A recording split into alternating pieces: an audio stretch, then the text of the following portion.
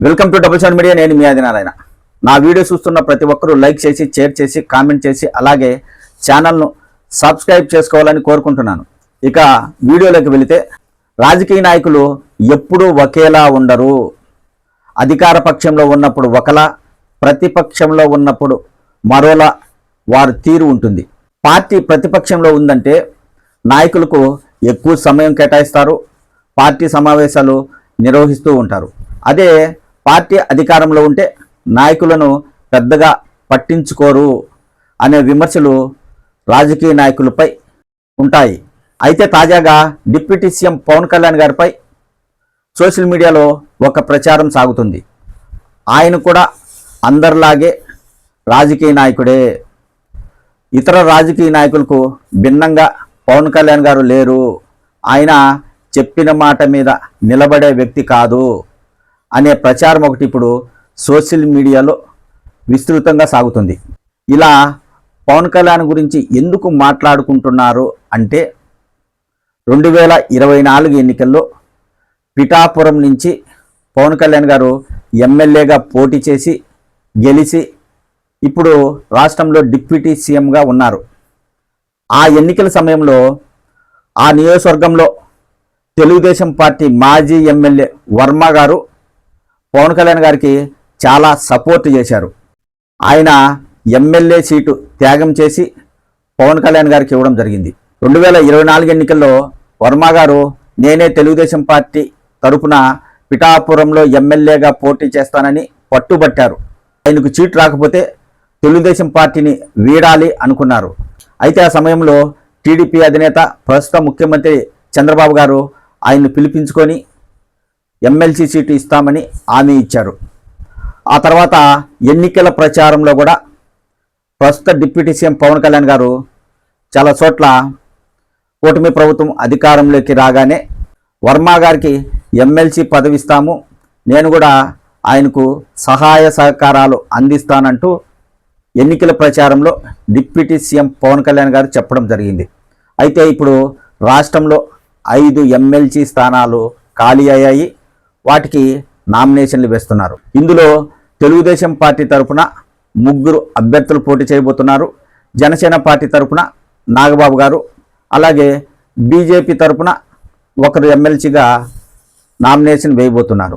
అయితే ఇక్కడ వర్మ గారి పేరు ప్రకటించలేదు. దీంతో ఆయన వర్గీయులు కావచ్చు, ఆయన కావచ్చు చాలా అసంతృప్తితో ఉన్నారు. గతంలో పవన్ కళ్యాణ్ గారు నేను అండగా ఉంటాను, నీకు ఎమ్మెల్సీ పదవి ఇప్పించడానికి నా సహాయ సహకారాలు ఉంటాయని మాటిచ్చి ఈరోజు తన సోదరుడు నాగబాబు గారికి ఎమ్మెల్సీ పదవి ఇప్పించుకొని ఆయన్ను మంత్రి చేయబోతున్నారు. ఇది ఎలాంటి రాజకీయం అంటూ సోషల్ మీడియాలో కొంతమంది పోస్టులు పెడుతున్నారు. 2024 ఎన్నికల్లో రాష్ట్రమంతా కూటమి గాలి ఎక్కువగా ఉండేది. అప్పుడు తెలుగుదేశం పార్టీ తరఫున పిఠాపురంలో వర్మ గారు పోటీ చేసి ఉంటే తప్పకుండా ఆయన ఎమ్మెల్యేగా గెలిచేవారు. కానీ పవన్ కళ్యాణ్ గారి కోసం ఆయన తన సీటును త్యాగం చేశారు. పవన్ కళ్యాణ్ గారిని గెలిపించడానికి ఆయన చాలా కష్టపడ్డారు. కొన్ని నియోజకవర్గాల్లో ఆయన తిరిగేటప్పుడు ఆయన వర్గీయులు ఆయన్ను అడ్డుకొని ఆందోళనలు చేశారు. ఎవరి కోసమో నువ్వెందుకు పనిచేస్తున్నావు, నీకు సీటు ఇవ్వలేదు కదా, ప్రచారం చేయకుండా ఉండిపోవచ్చు కదా అని ఆయన వర్గీయులు ఆందోళన చేశారు. అయినా కానీ వర్మ గారు పట్టించుకోలేదు.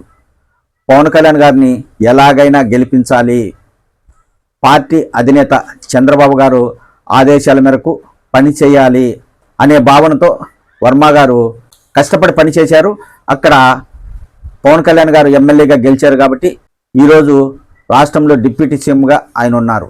వర్మ గారు తన సీటు త్యాగం చేసి ఎన్నికల్లో కష్టపడ్డారు. అందుకే పవన్ కళ్యాణ్ గారికి 2024 ఎన్నికల్లో చాలా మెజార్టీతో ఆయన ఎమ్మెల్యేగా గెలవడం జరిగింది. పిఠాపురం నియోజకవర్గంలో వర్మ గారికి మంచి పేరుంది. ఆయనకు అనుచర వర్గం చాలా ఉంది. ఆ ఎన్నికల్లో వర్మ గారు తెలుగుదేశం పార్టీని వ్యతిరేకించి ఆ పార్టీ కోసం పని చేయకపోయి ఉంటే డిప్యూటీ సీఎం పవన్ కళ్యాణ్ గారు గెలిచేవారు కాదు అనే ప్రచారం ఇప్పటికీ పిఠాపురం నియోజకవర్గంలో ప్రజలు కావచ్చు, పార్టీల నాయకులు, కార్యకర్తలు చర్చించుకుంటున్నారు. మరి డిప్యూటీ సీఎం పవన్ కళ్యాణ్ గారు ఆయనకి ఇచ్చిన మాటను కూడా నిలబెట్టుకోవాలి కదా అంటూ వర్మ గారి అనుచర వర్గం అసహనం వ్యక్తం చేస్తున్నారు. తన ఎమ్మెల్యే సీటు కాదని పార్టీ కోసం కష్టపడి పనిచేసిన వ్యక్తికి ఇలా మోసం చేస్తారా, ఇలా అన్యాయం చేయడం పద్ధతేనా అని వర్మ అనుచరులు ప్రశ్నిస్తున్నారు. ఖచ్చితంగా ఈ విషయంలో అయితే పవన్ కళ్యాణ్ గారు మాట తప్పారు. ఆ నియోజకవర్గంలో వర్మ గారికి ఎమ్మెల్సీ సీటు ఇస్తే ఆయన కూడా అధికారం చెలాయిస్తాడు. అప్పుడు ఆ నియోజకవర్గంలో పవన్ కళ్యాణ్ గారికి పెద్దగా ప్రాధాన్యత ఉండదు అనే ఉద్దేశంతో ఆయనే వర్మ గారికి ఎమ్మెల్సీ అభ్యర్థిగా ఖరారు చేయకుండా అడ్డుకట్టు వేశారనే ప్రచారం కూడా జరుగుతుంది. ఇక్కడ గమనించాల్సింది ఏంటంటే రాజకీయ నాయకులు ఎప్పుడు ఒకేలా ఉండరు. వారి వారి అవసరాలను బట్టి వారి తీరు ఉంటుంది. 2024 ఎన్నికల్లో తెలుగుదేశం పార్టీకి డిప్యూటీ సీఎం పవన్ కళ్యాణ్ గారికి వర్మ అవసరం ఉంది కాబట్టి అప్పట్లో ఆయనకు ప్రాధాన్యత ఇచ్చారు. ఎన్నికల ప్రచారంలో పవన్ కళ్యాణ్ గారు పక్కనే ఆయన నిలబడి నియోజకవర్గంలో ప్రచారం చేశారు. తీరా అధికారంలోకి వచ్చాక ఆయన్ని పట్టించుకోవడం మానేశారు. ఇది రాజకీయం.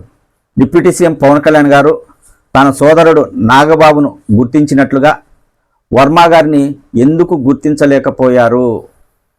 ఎమ్మెల్యే సీటు త్యాగం చేసినందుకు పవన్ కళ్యాణ్ గారు వర్మ గారికి మంచి గుణపాఠం నేర్పించారు అనే ప్రచారం అయితే జరుగుతుంది. మరి వర్మ గారిని ఎమ్మెల్సీ అభ్యర్థిగా ఖరారు చేయలేదు కాబట్టి ఆయన ఏమైనా తెలుగుదేశం పార్టీని వీడిపోయే అవకాశం ఉంటుందా, లేదా తెలుగుదేశం పార్టీలోనే ఉంటారా అనేది తెలియాల్సింది.